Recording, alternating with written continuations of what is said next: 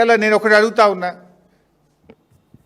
చీటికి మాటికి సిట్ అంటున్నావు కదా, చీటికి మాటికి ఎంక్వైరీలు అంటున్నావు కదా, నేను ఇంత ఓపెన్గా ఫ్యాక్ట్స్ బయట పెడుతున్నా.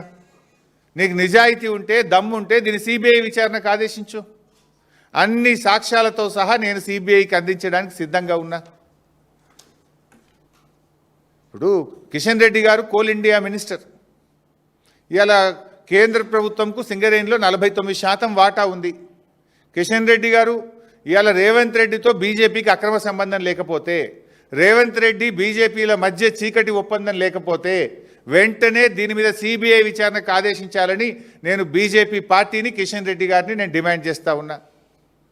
మీరు కుమ్మక్కు కాకపోతే ఆదేశించండి, మీరు సిబిఐ విచారణకు ఆదేశించండి. నా దగ్గర ఉన్న అన్ని ఆధారాలు తెచ్చి నేను సిబిఐకి ఇవ్వడానికి సిద్ధంగా ఉన్నా. నేను చెప్పిన ప్రతి విషయం మీద కూడా నా దగ్గర ఆధారం ఉంది.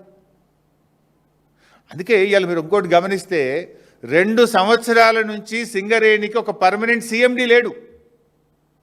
వీళ్ళ అడుగులకు మడుగులొత్తే విధంగా, వీళ్ళ అరాచకాలను చేసుకునే విధంగా ఇన్ఛార్జ్ ఎండీలను పెట్టి అడ్డగోలు వ్యవహారాలు ఇవాళ సింగరేణిలో నడిపిస్తూ ఉన్నారు.